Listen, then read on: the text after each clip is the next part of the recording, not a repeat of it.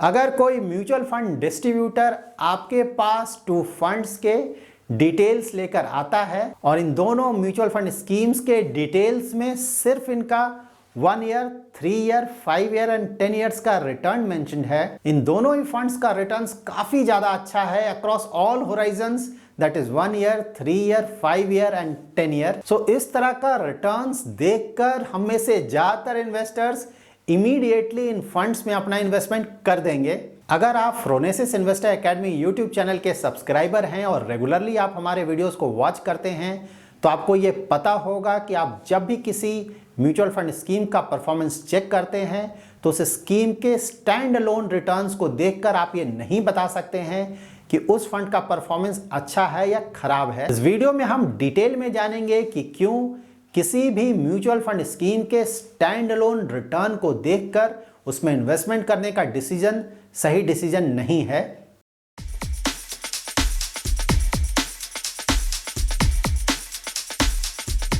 कई बार हमारे साथ ऐसा होता है कि हम किसी भी म्यूचुअल फंड स्कीम में अपना इन्वेस्टमेंट कर देते हैं और फिर उसके बाद हम उस स्कीम का पीरियोडिक परफॉर्मेंस रिव्यू नहीं करते हैं, जिसके कारण कई सालों के बाद हमें ये पता चलता है कि हमने जिस भी फंड में अपना इन्वेस्टमेंट किया है उस फंड का परफॉर्मेंस ओवर द ईयर्स अच्छा नहीं रहा है। और जब आप इन अंडर परफॉर्मिंग फंड्स के रिटर्न्स का कंपैरिजन करते हैं with other top funds in same category तो आपको ये पता चलता है कि लॉन्ग टर्म में आपके रिटर्न्स काफ़ी कम आए हैं as compare to other top funds. As a investor इस तरह के प्रॉब्लम से बचने का दो बेस्ट तरीका है।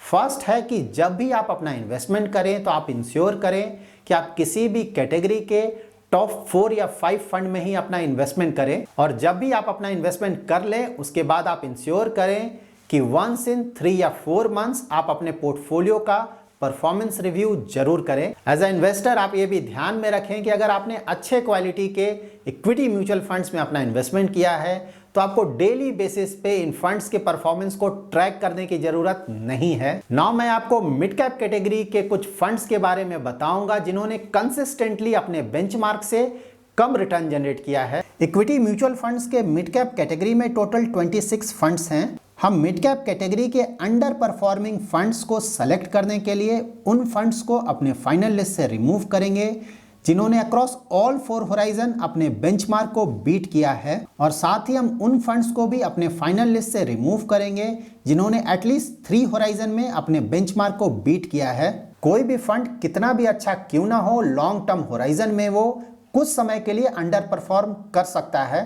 तो अगर कोई टॉप क्वालिटी का फंड फ्यू मंथ्स या 1 ईयर के लिए अंडर परफॉर्म करता है तो ये बिल्कुल एक्सेप्टेबल है। सो नाउ हमारे पास 10 मिड कैप स्कीम्स हैं। ये ऐसे स्कीम्स हैं जो कि 2, 3 या 4 होराइजन में अपने बेंचमार्क को बीट नहीं कर पाए हैं। स्कीम्स में कुछ स्कीम्स एवरेज परफॉर्मर हैं और कुछ स्कीम्स का परफॉर्मेंस बिल्कुल भी अच्छा नहीं है। नाउ हम इस लिस्ट से और भी ज़्यादा अंडर परफॉर्मिंग फंड्स को सेलेक्ट करेंगे और उसके लिए हम इस लिस्ट से उन फंड्स को सेलेक्ट करेंगे जो कि 3 या 4 होराइजन में अपने बेंचमार्क को बीट नहीं कर पाए हैं। So currently mid cap category में 6 फंड्स ऐसे हैं जो कि 3 या 4 होराइजन में अपने बेंचमार्क को बीट नहीं कर पाए हैं। ये फंड्स हैं Aditya Birla sun life mid cap fund, Franklin India Prima fund, ICICI Pru mid cap fund, IDBI mid cap fund, L and T mid cap fund and Sundaram mid cap fund.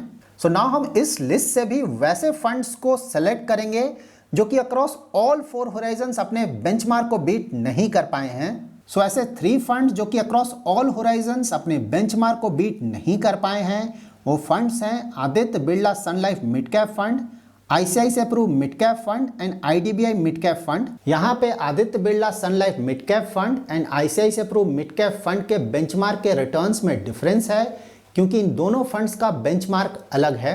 अगर आपके म्यूचुअल फंड पोर्टफोलियो में भी ऐसे स्कीम्स हैं जो कि 3 या 4 होराइजन में अपने बेंचमार्क को बीट नहीं कर पा रहे हैं तो आपको इन फंड्स का इमीडिएटली परफॉर्मेंस रिव्यू करना चाहिए। इस वीडियो के स्टार्ट में हमने जिन 2 फंड्स का रिटर्न्स चेक किया था जिनका रिटर्न्स काफ़ी ज़्यादा था और इमीडिएटली हम उसमें अपना इन्वेस्टमेंट करने को रेडी हो गए थे, अब हम ये चेक करेंगे कि ये दोनों फंड्स कौन से फंड्स हैं। सो हमारा स्कीम नंबर ए है Aditya Birla sun life mid cap fund and scheme number B है ICICI Pru mid cap fund. और ये दोनों ही फंड्स ऐसे हैं जो कि अक्रॉस ऑल 4 होराइजन अपने बेंचमार्क को बीट नहीं कर पाए हैं। आप जब भी अपने इन्वेस्टमेंट के लिए किसी भी म्यूचुअल फंड स्कीम को सेलेक्ट करें तो आप सबसे पहले ये देखें कि वो स्कीम किस कैटेगरी का है। किसी भी स्कीम में इन्वेस्टमेंट करते वक्त उस स्कीम के कैटेगरी के बारे में जानना काफी जरूरी है।